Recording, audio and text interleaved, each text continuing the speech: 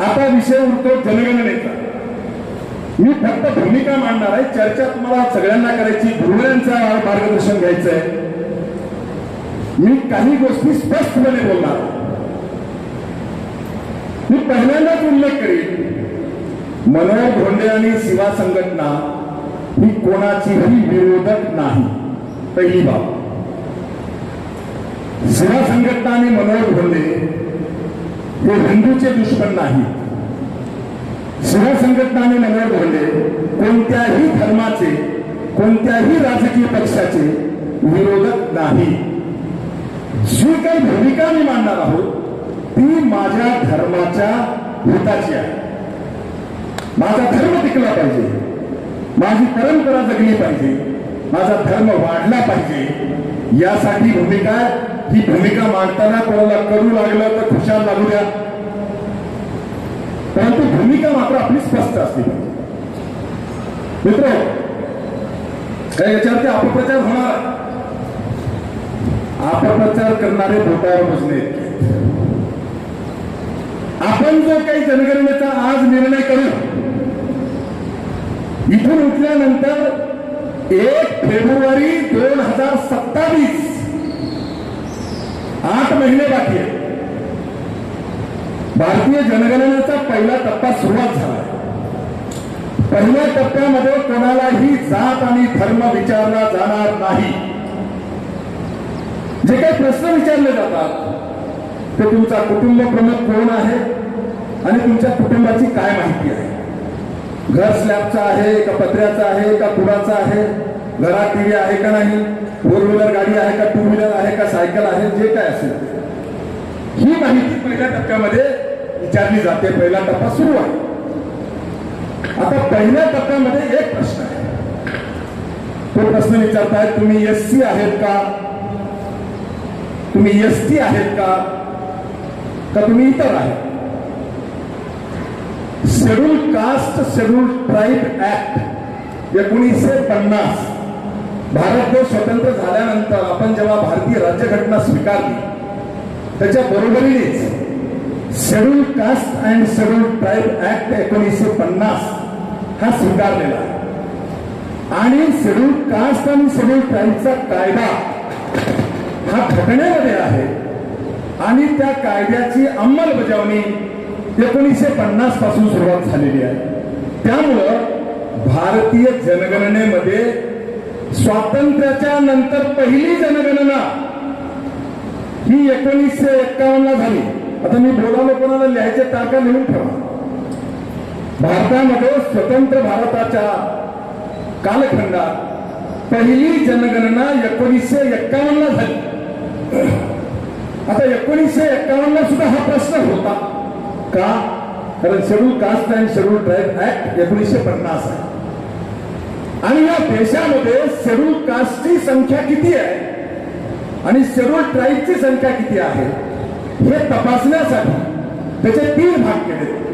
Schedule caste म्हणजे अनुसूचित जाती, शेड्यूल ट्राईब म्हणजे अनुसूचित जमाती आदिवासी, आणि दोन्ही नसाल तर इतर मध्ये ओपन आहेत, ओबीसी आहेत, सगळे.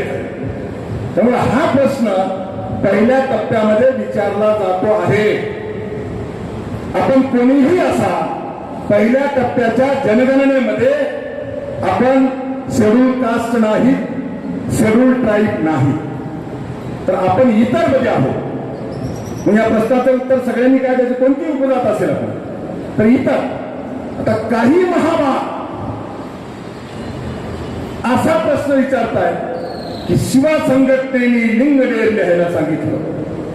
होय, सांगितलं. कधी सांगितलं?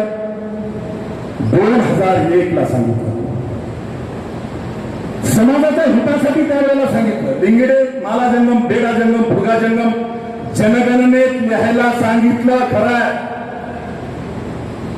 त्याचं कारण होतं की 2000 साली महाराष्ट्रामध्ये आमच्या समाजाची 1000पेक्षा जास्त अधिकारी ही लिंगदेर, माला, बेडा, बुडगा जंगमच्या प्रमाणपत्रावर नोकरीला लागले होते.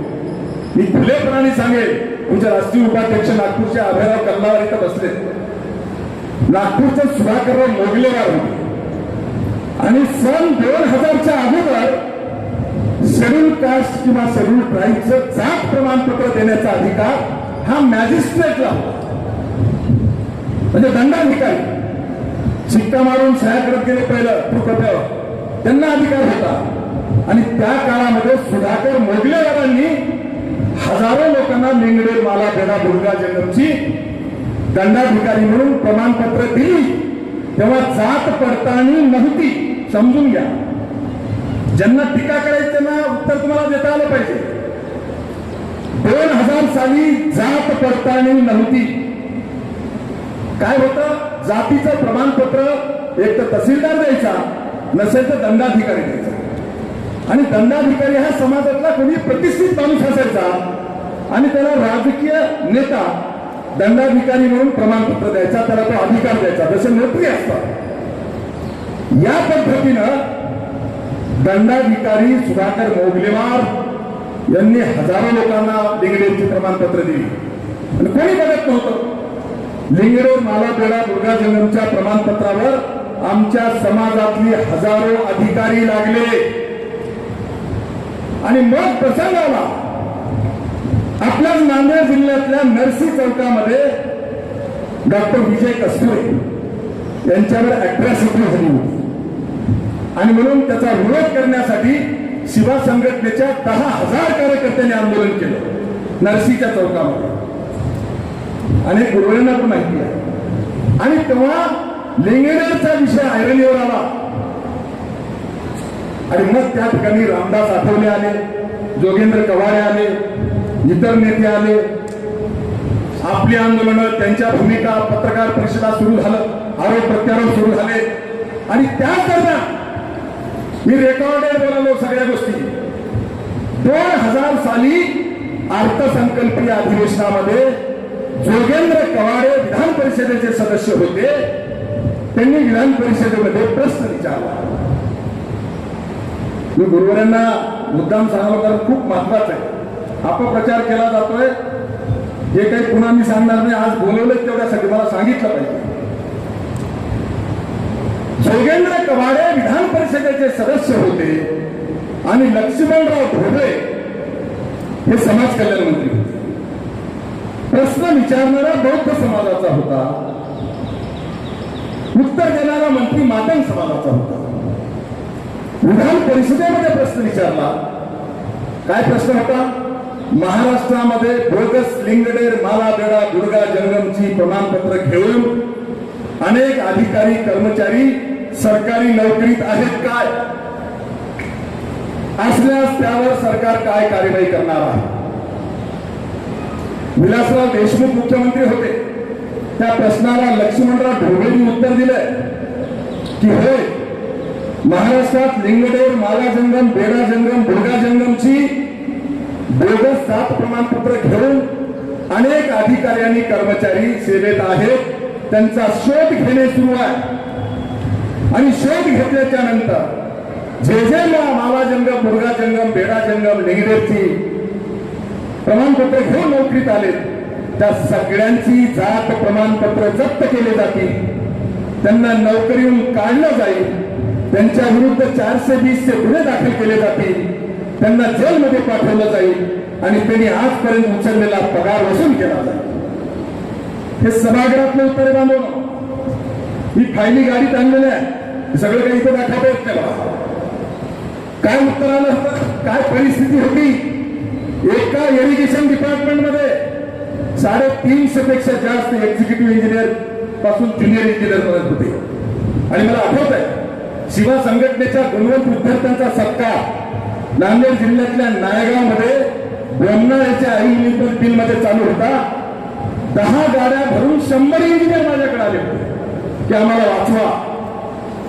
आता आमची नोकरी जाते हा तर एक भाग झाला, पण आतापर्यंत उचललेला पगार वसूल केला जाणार आहे. 420 चे गुन्हे दाखल होणार आहेत आणि आम्हाला जेलमध्ये पाठवलं जाणार आहे. तर याच्यातून आम्हाला वाचवा.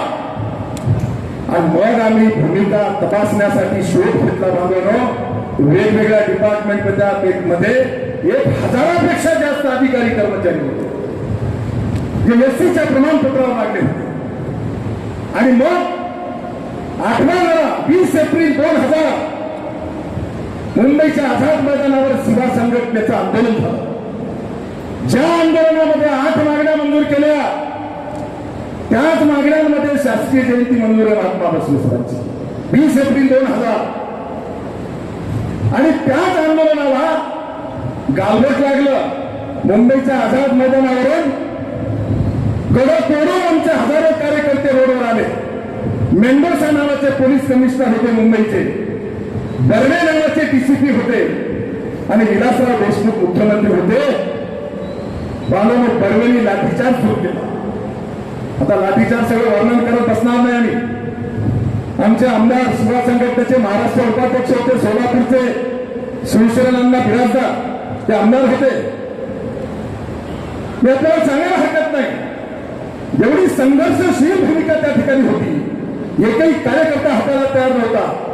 कार्यकर्त्यावर लाठीचार्ज सुरू झाला तेव्हा डीसीपी बर्वेला आमदार शिवशरण पाटील बिराजदार सेवा संघटनेचे महाराष्ट्र उपाध्यक्ष यांनी प्रेसवर कॉलरला धरून उचललं. उंचीला कमी होते डीसीपी, आणि सांगितलं लाठीचार्ज थांबव तर तुला खाली सोडतो नाही तर सोडत नाही. प्रसंग आठवा अंगावर काटे येतात, बोलणं सोपं आहे.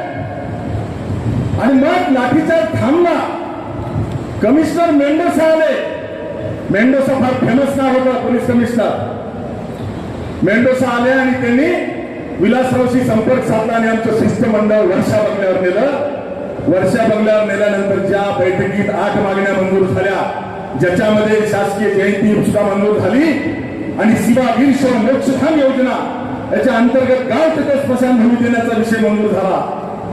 त्याचबरोबरीनं आम्ही सभागृहामध्ये जोगेंद्र कमारेच्या प्रश्नाला लक्ष्मणराव ढोबळेंनी जे उत्तर दिलं, मंत्री म्हणून उत्तर दिलं, त्या उत्तराला मुख्यमंत्री म्हणून स्थगिती घेतली. हा मुद्दा लक्षात घ्या. स्थगिती घेतली आणि समिती नेमली. आपल्याला माहिती एखादा विषय लाल बस्त्यात बांधायचा असेल तर समिती नेमावं लागते.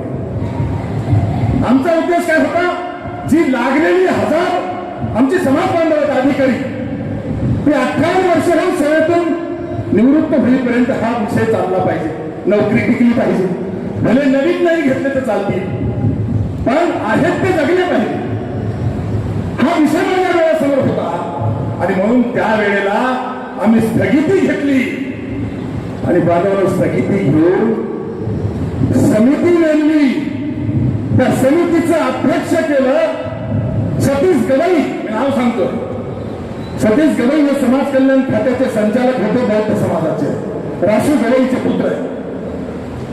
आणि एवढी कडवट भूमिका होती. मंत्रालयामध्ये डेप्युटी सेक्रेटरी चिलवंत नावाचे, चिलवंत उघड मला बोलायचे, तुम्हाला जेलमध्ये टाकेपर्यंत आम्ही थांबणार नाही. एवढी कडवट भूमिका खुर्चीपासून त्यांची होती. आणि त्यावेळेला समितीचा अध्यक्ष केलं सतीश गवईला, संचालक समाज कल्याण विभाग. विधी व न्याय विभागाचे सचिव आणि इतर अधिकाऱ्यांसोबत 7 जणांची समिती नेमली. त्या 7 जणांमध्ये मी आणि आमदार शिवशरण पाटील बिराजदार संघटनेचे प्रतिनिधी, आणि अशा प्रकारची समिती नेमली आणि सभागृहात जे उत्तर दिलं होतं त्याला स्थगिती दिली. समिती ज्या दिवशी नेमली 20 एप्रिल 2000, त्या दिवसापासून आजपर्यंत समितीची एकही बैठक झाली नाही. नांदेडसाठी तर बसले, त्यांना माहिती आहे. त्या तारखेपासून आजपर्यंत एकही बैठक झाली नाही आणि आम्हाला बैठक घ्यायचीच नव्हती. पण जेव्हा आम्ही बैठक घ्यायच्या विषयावर माझी सतीश गवईची चर्चा व्हायची, मी खुलेआम सांगायला माझं सतीश गवईचं टोकाचं भांडण व्हायचं. सतीश गवईनी माझ्या पुढं जनगणनेतला आकडा टाकला. मुद्दा समजून घ्या. भारतीय जनगणनेतला 1991च्या जनगणनेचा आकडा माझ्या समोर टाकला आणि त्यांनी सांगितलं की महाराष्ट्रामध्ये लिंगडेरची संख्या, लिंगडेरचे कुटुंब फक्त 17 आहे. 17 कुटुंबामध्ये 1000 अधिकारी लिंगडेर कशा? काय उत्तर दिलं पाहिजे? तांत्रिक मुद्दा होता का नाही?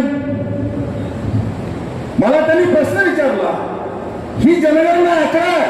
आता तुम्ही जा सेन्सस कमिशनच्या वेबसाईटवर 1991 ला शेड्यूल कास्टचा आकडा आहे. शेड्यूल कास्ट मध्ये महाराष्ट्रातल्या 59 जाती आहेत. त्यामध्ये जातवार संख्या दिलेली आहे. 17 कुटुंब आहेत. 17 कुटुंबामध्ये 1000 लोक अधिकारी कसे. आणि म्हणून बांधवांनो 2000च्या जनगणनेला आम्ही निर्णय केला की आपण जनगणनेमध्ये धर्म लिंगायत लिहा, पण शेड्यूल कास्ट लिहा आणि शेड्यूल कास्ट मध्ये जात लिंगडेर माला भेडा गुडगा जंगम सांगा. काय चुकलं मनावर मोठीचं. आणि मग एवढं सांगून माझी फाईल मला मिळाली धावपळीच आहे. एवढं सांगितल्याच्या नंतर महाराष्ट्रामध्ये लिंगडेरची जी नोंद झालेली आहे ती लिंगडेरची संख्या तुम्हाला सांगतो. चष्मा द्या, लिहून घ्या आकडे तुम्ही.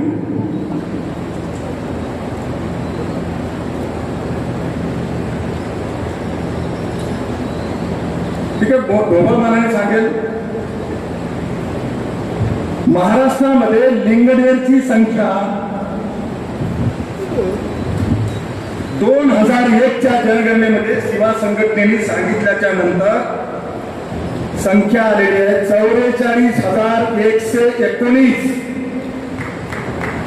लिंगडेरची लोकसंख्या जनगणनेमध्ये आकडा किती आला 2001 ची जनगणना 44,119. त्याच्यामध्ये जिल्हावार सुद्धा आहे.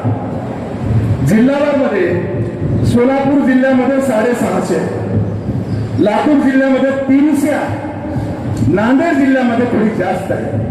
ते आकडे माझ्याकडे आहेत सगळे, मी तुम्हाला छापील देणार आहे. मी सकाळी मी आणि धारेश्वरकर मला हे सगळं पत्ता आलं नाही. आम्ही लिंगडेर लिहायला सांगितलं का? आम्ही धर्म लिहायला सांगितलं, वीरशैव लिंगायत आणि जात. आता जर प्रश्न होता एससी आहात का, तो हो. मग एससी आहात तर जात कोणती आहे? लिंगडेर. या पद्धतीनं लिंगडेर लिहायला सांगितलं.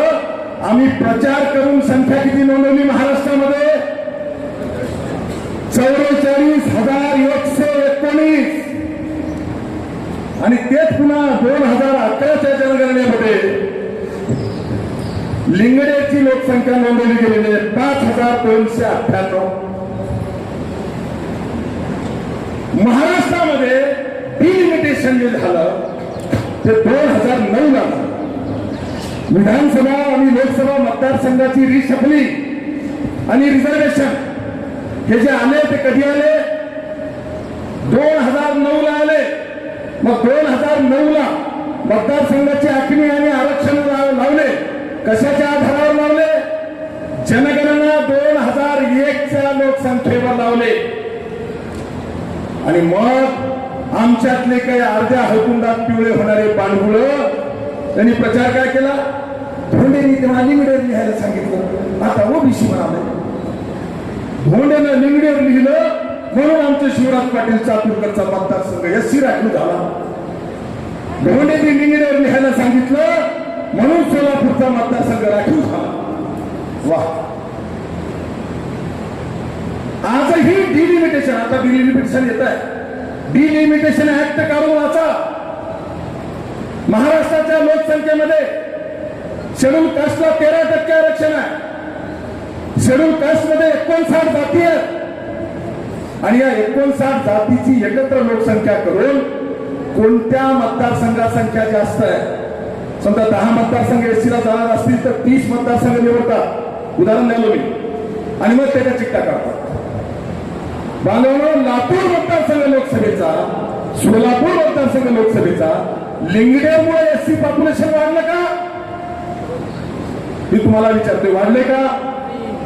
महाराज, लिंगडेरची लोकसंख्या महाराष्ट्रामध्ये 2001च्या जनगणनेमध्ये 44,119 लिहिल्या गेली. त्याच्यातली लातूरची 650, तिकडली 350. यांनी बदलते का मतदारसंघ आरक्षण? बदलते का? पण ज्यांना शिवा संघटनेचं नाव घेतलं की पित्त खवळतंय, त्यांचा अपप्रचार काय? त्यांनी तेव्हा लिंगदेव सांगितलं, आता ओबीसी म्हणाले, त्यानंच आमचे मतदारसंघ रिझर्वेशन मध्ये आणले. अरे बाबा, लिंगडेर का सांगितलं? माझ्या समाजाचे 1000 अधिकारी होते. माझ्या समोर हे 1000 अधिकाऱ्यांना वाचवणं माझं प्रथम कर्तव्य होतं. आणि म्हणून आपण लिंगडेर लिहायला सांगितलं. आणि मग 44,119 आकडा सतीश गवईच्या पुढे दिला निवडून की महाराष्ट्रात लिंगडेरची 44,119 लोक आहेत, त्याच्यातले 1000 अधिकारी नसतील का? बांधवा आकडा टाकल्यानंतर सतीश गवई माझ्यावर चिडत होते आणि मी प्रामाणिकपणे या ठिकाणी सांगायला हरकत नाही. इथं बसलेले ताकदे सर आहेत, कोठाळे सर आहेत आणि अनेक जण आहेत त्या कार्यक्रमात होते. जेव्हा इंजिनियर लोक माझ्याकडे आले होते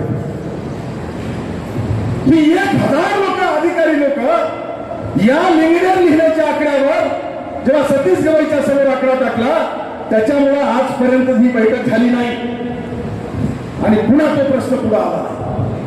नाहीतर 1000 कुटुंब, 1000 अधिकारी नोकरीवरून घरी गेले असते, त्यांच्यावर 420चा गुन्हा दाखल झाला असता, त्यांनी आजपर्यंत उचललेला पगार रिकव्हर झाला असता, त्यांच्यावर 420चा गुन्हा दाखल करून जेलमध्ये गेले असते. परवडला असतं समाजाला? आणि म्हणून लिंगडेर लिहायला सांगितलं. लिंगडेर लिहिल्यानं मतदारसंघ राखीव झाले नाहीत. मतदारसंघ राखीव झाले आदरणीय कैलासवासी शिवराज पाटील चाकूरकर आणि आदरणीय कैलासवासी विलासराव देशमुख यांच्या राजकीय चढावडीमध्ये विलासराव देशमुख वरचढ ठरले आणि लिंगायताचं प्राबल्य असणारे मतदारसंघ मुख्यमंत्री म्हणून त्यांनी राखीव केले. म्हणून घडीला टार्गेट करता तुम्ही. माझी विनंती बसलेल्या कीर्तनकारांना, प्रवचनकारांना, अनेक पदाधिकाऱ्यांना, गुरुवर्यांना, कोणासाठी भूमिका घेतली ही? माझ्या समाजातल्या 1000 अधिकाऱ्यांना वाचवण्यासाठी. बिचारे ते अधिकारी वाचले, रिटायर झाले, आजपर्यंत सुद्धा तोड दाखवली नाही.